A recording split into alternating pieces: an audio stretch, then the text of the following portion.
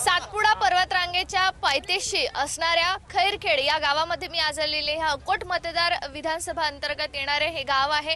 येथील काही नागरिकांच्या ज्या समस्या आहेत आपण त्यांना ते विचारणारच आहोत, पण त्याचबरोबर एक मुलगा माझ्यासोबत आहे। दादा, काय नाव तुझं? ओम खंडेराव।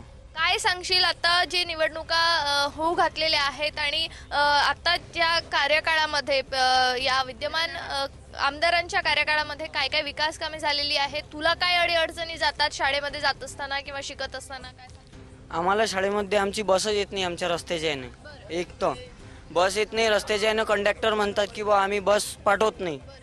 आणि त्याच्यानंतर आम्ही एवढे मोठे झालो आता 21 वर्षाचे, पण आम्ही अजूनही भारसाकड्यांचा विकास पाहिला नाही, रस्ते म्हणा काही म्हणा।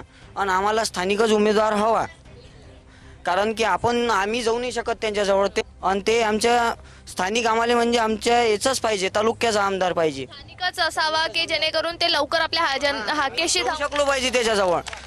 असं पाहिजे आम्हाला की आम्ही जाऊ शकलो पाहिजे त्याच्याजवळ। आम्ही कुठं जाऊ त्यांच्याजवळ? ते म्हणतात की डायरेक्ट की आम्हाला भारसाकडे नसलाच चालते, म्हणजे आम्हाला भारसाकडे पाहिजेच नाही आहे यावर्षी आमदार। आम्हाला कोणी पण चालेल, पण आम्हाला भारसाकडे पाहिजेच नाही।